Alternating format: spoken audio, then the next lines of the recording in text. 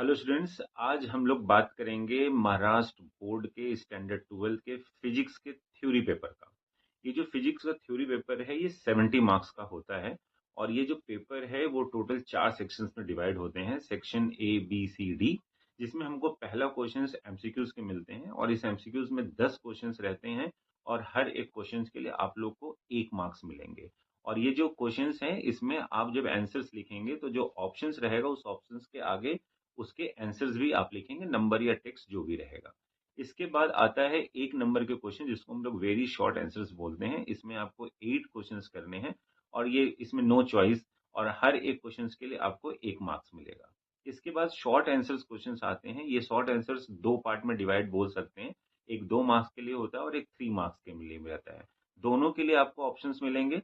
दोनों में 12 क्वेश्चंस रहेंगे जिसमें आपको 8 करने हैं और 2 मार्क्स एक बार मिलेंगे और एक बार 8 मार्क्स के लिए 8 क्वेश्चंस के लिए 3 मार्क्स मिलेंगे।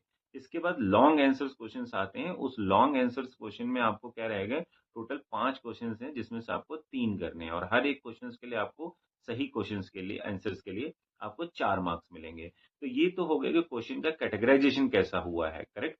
अब ये जो क्वेश्चंस बेस्ड, जो स्किल बेस्ड रहता है वो कैसा है, एक स्किल टाइप है जिसमें आप 1 या 2 मार्क्स की बात करते हैं। दूसरा नॉलेज बेस्ड होता है जो कि अराउंड 42% के क्वेश्चंस पूछे जाते हैं, और एक होता है एप्लीकेशन बेस्ड क्वेश्चन होता है जो कि 28% के होते हैं। और अगर डिफिकल्टी लेवल अगर इसमें देखा जाए तो डिफिकल्टी लेवल इस सारे में पेपर में जो इजी क्वेश्चंस होते हैं वो अराउंड 30% पूछे जाते हैं और एवरेज लेवल जो होता है वो 50% होता है। मतलब कि बहुत डिफिकल्ट क्वेश्चन जो आप सोच रहे हैं वो केवल 20% होता है। तो अगर आप ये समझ रहे हैं कि आप फिजिक्स में एवरेज हैं तब भी आप एक अच्छा स्कोर कर सकते हैं यहाँ पे। तो ये थ्योरी बेस्ड का ओवरऑल पैटर्न है जो कि यहाँ पे हम लोग बात कर रहे हैं।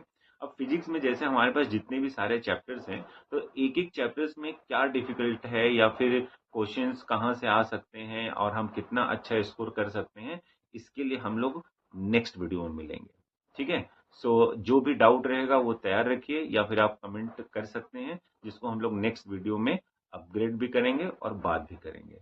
Okay, good luck, bye bye.